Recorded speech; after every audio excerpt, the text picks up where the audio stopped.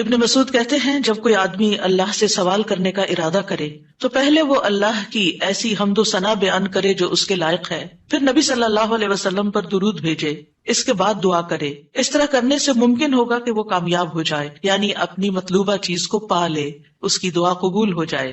حضرت علی رضی اللہ عنہ کہتے ہیں ہر دعا روک دی جاتی ہے یہاں تک کہ محمد صلی اللہ علیہ وسلم پر درود پڑھا جائے۔ یہ ان کے احساسات ہیں اور وہ سمجھتے ہیں کہ یہ درود ہی دعاؤں کو آگے بڑھانے والا ہے۔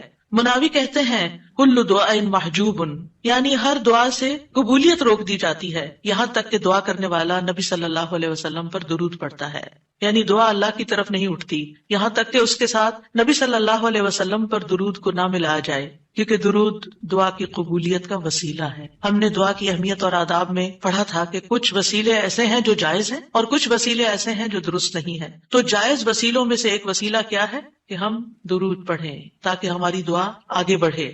دعا میں درود کی وجہ سے اللہ سبحانہ وتعالی ہماری ساری ضروریات کے لیے کافی ہو جاتا ہے۔ صحیح الترغیب والترہیب میں آتا ہے ایک شخص نے عرض کیا اے اللہ کے رسول صلی اللہ علیہ وسلم، کیا میں اپنی دعا کا تہائی یعنی 1/3 حصہ آپ پر درود پڑھنے کے لیے مقرر کر دوں؟ آپ نے فرمایا ہاں اگر تم چاہو تو۔ اس نے کہا 2/3 2/3؟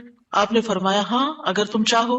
اس نے کہا اگر میں ساری دعا درود کے لیے مقرر کر دوں؟ تو رسول اللہ صلی اللہ علیہ وسلم نے فرمایا پھر تو اللہ تمہاری دنیا اور آخرت کے غم و فکر کے لیے تمہیں کافی ہو جائے گا۔ اس کا یہ مطلب نہیں ہے کہ ہم پھر کوئی دعا مانگے ہی نہ، اس کا مطلب یہ ہے کہ زیادہ سے زیادہ درود پڑھیں، یعنی دعائیں تو ہم مخصوص وقت میں پڑھتے ہیں یا پھر جب کوئی ضرورت پیش آتی ہے، لیکن درود ہم ہر وقت پڑھ سکتے ہیں، یعنی ہماری روزانہ کی جو روٹین ہے، چلتے پھرتے اٹھتے بیٹھتے، کیونکہ کچھ لوگوں نے اس کے ساتھ بھی بڑی پابندیاں عائد کی ہوئی ہیں کہ بغیر وضو کے درود نہ پڑھا جائے، سر پہ دوپٹے کے بغیر درود نہ پڑھا جائے، راستے میں کہیں درود نہ پڑھے۔ ایسا کچھ نہیں ہے، دعا ہو، ذکر ہو، درود ہو، وضو کے ساتھ، وضو کے بغیر، راستے میں، سوتے جاگتے اٹھتے بیٹھتے ہر جگہ پڑھ سکتے ہیں۔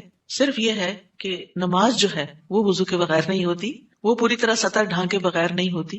آپ لمبی سے لمبی نماز پڑھ رہے ہیں لیکن آپ نے ایسا دوپٹہ اوڑا ہوا ہے کہ آپ کے بال جھلک رہے ہیں تو آپ کی نماز نہیں ہوگی، آپ کی محنت ضائع ہو جائے گی۔ لیکن درود شریف کے وقت اگر آپ کام کر رہے ہیں، مثلا کھانا پکا رہے ہیں اور آپ نے دوپٹہ اتار کے ایک طرف رکھا ہوا ہے کہ بار بار وہ بیچ میں اٹک رہا ہے تو کوئی حرج نہیں، سر ننگا بھی ہے تو درود شریف پڑھ سکتے ہیں۔ تو درود شریف پڑھتے رہنے سے انسان کے سارے مسائل حل ہو جاتے ہیں، خاص طور پر اگر آپ کے دل پر بوجھ ہے، غم ہے، پریشانی ہے تو درود ان چیزوں کو دور کرنے والا ہے، ان کا ازالہ کرنے والا ہے۔ یہ دنیا اور آخرت کی خیر کو جمع کرنے والا ہے، کیونکہ اللہ تعالیٰ جس کو غم اور فکر میں کافی ہو جائے تو ایسا شخص دنیا اور آخرت دونوں کی پریشانیوں سے نکل جائے گا، کیونکہ نبی صلی اللہ علیہ وسلم نے درود کی فضیلت کیا بتائی کہ پھر اللہ تعالیٰ اس کو دنیا اور آخرت کے ہم و غم کے لیے کافی ہو جائے گا، یعنی پھر سارے معاملات آپ کے اللہ کے سپرد ہو جائیں گے۔ یعنی اذن یکفیک اللہ ما اہمک، تمہاری دینی، دنیاوی، اخروی معاملات، ہر چیز میں جو پریشانیاں ہیں انشاءاللہ وہ دور ہو جائیں گی۔ اس کی وجہ کیا ہے؟ اس کی وجہ یہ ہے کہ انسان اللہ سبحانہ وتعالیٰ کی طرف متوجہ ہوتا ہے اور ایک محسن کے احسانات کو یاد کرتا ہے، یعنی جیسے شکر نعمتوں کو بڑھاتا ہے نا، لئن شکرتم لازیدنکم، اگر تم نے شکر ادا کیا تو میں تمہیں کیا کروں گا؟ اور نعمتیں دوں گا۔ درود شریف کیا ہے؟ اگر آپ غور کریں تو درود کیا ہے؟ درود دراصل نبی صلی اللہ علیہ وسلم کے ہم پر جو احسانات ہیں کہ آپ نے ہمیں ایمان سے روشناس کیا، قرآن سے روشناس کیا، حکمت سے روشناس کیا اور ہماری خاطر دعائیں کی، بے شمار احسانات ہیں نا آپ صلی اللہ علیہ وسلم۔ آج ہم آپ کو کیا بدلہ دے سکتے ہیں؟ کس شکل میں بدلہ دے سکتے ہیں؟ ہم آپ کے لیے کیا کر سکتے ہیں؟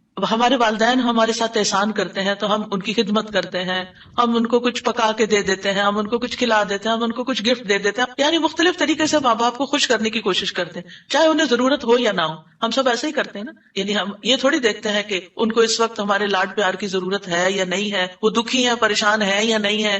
ہم اپنی محبت کا اظہار کسی نہ کسی شکل میں کرتے رہتے ہیں۔ وہ فوت ہو جاتے ہیں تو پھر کیا کرتے ہیں؟ پھر ان کو وزٹ نہیں کر سکتے، ان کو دیکھ نہیں سکتے، ان کو کچھ دے نہیں سکتے، انہیں کچھ کھلا پلا نہیں سکتے، پھر ہم ان کے لیے بس صرف دعائیں کرتے ہیں یا صدقہ خیرات کر دیتے ہیں، یہی چیزیں ان کو فائدہ دیتی ہیں۔ نبی صلی اللہ علیہ وسلم کے احسانات ہم پر سب انسانوں سے زیادہ ہیں، ہمارے ماں باپ سے بھی زیادہ ہیں ہم پر۔ اگر ہم سیرہ پڑھیں اور دیکھیں کہ آپ نے کتنے دکھ اٹھائے، کتنے غم اٹھائے، کتنی پریشانیوں سے گزرے تو حیران ہو جاتا ہے انسان کہ اتنی بھی سچی خیر خواہی کسی انسان کے اندر ہو سکتی۔ النبی اولی بالمؤمنین من انفسہم، نبی تو تم پر تم سے بھی زیادہ تمہارے لیے مہربان ہے. یعنی ہم اپنی جانوں کے بارے میں اتنے فکر مند نہیں ہوتے، ہم اپنے آپ کو خود جہنم کی آگ سے بچانے کے لیے وہ فکر نہیں کرتے جتنی فکر ہمارے نبی صلی اللہ علیہ وسلم نے ہمارے لیے کی. تو ان کے احسانات کا بدلہ کیسے دیں گے ہم ان کے لیے کیا کریں گے؟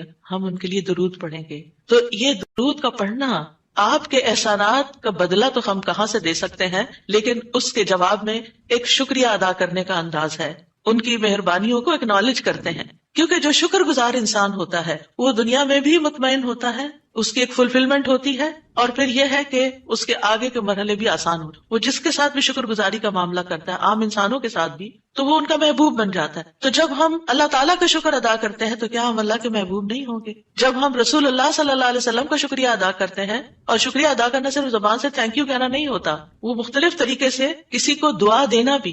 یعنی اگر ہم کسی کے احسان کا بدلہ صرف دعا کی شکل میں بھی دیتے ہیں تو یہ بھی شکریہ ادا کرنے کی بہت بڑی قسم ہے. اور پلٹ کر واپس تو اپنے اوپر ہی آتا ہے. یعنی جب شکر کسی کا ادا کرتے ہیں، جب کسی کے احسان مند ہوتے ہیں، ایک ہوتا ہے بس صرف تکلفاً رسماً ایک فیشن کے طور پہ، ایک روٹین کے طور پر کسی کو تھینک یو بول دینا. نہیں، دل سے جینوئنلی دوسرے کا شکر گزار ہونا، یہ اس کے دل میں آپ کی محبت بڑھاتا ہے. اس میں آپ کی نیت یہ نہیں ہوتی کہ وہ مجھ سے محبت کرے، نہیں، آپ اس کو اکنالج کر رہے ہوتے ہیں، اس کا احسان مان رہے ہوتے ہیں، اور اللہ تعالیٰ اس کے دل میں آپ کی محبت ڈال دیتا ہے. اور جو ناشکرے انسان ہوتے ہیں، جو ناقدرے ہوتے ہیں، سب سے پہلے تو ہم اللہ ہی کے حق میں ناقدرے. وما قدر اللہ حق قدری، ہم نے اللہ کی قدر ہی نہیں کی جیسا قدر کرنے کا حق ہے. ہم نے نبی صلی اللہ علیہ وسلم کی قدر ہی نہیں کی جیسا کہ قدر کرنے کا حق ہے. تو ہماری یہ تسبیحات اور ہمارا یہ درود شریف اس قدر کی طرف بڑھنے کا ایک چھوٹا سا جسچر ہے کہ ہم واقعی اس بات کو مانتے ہیں کہ ان کے ہم پر احسانات تھے. لہٰذا جب ہم درود پڑھتے ہیں تو اس کا مطلب یہ ہے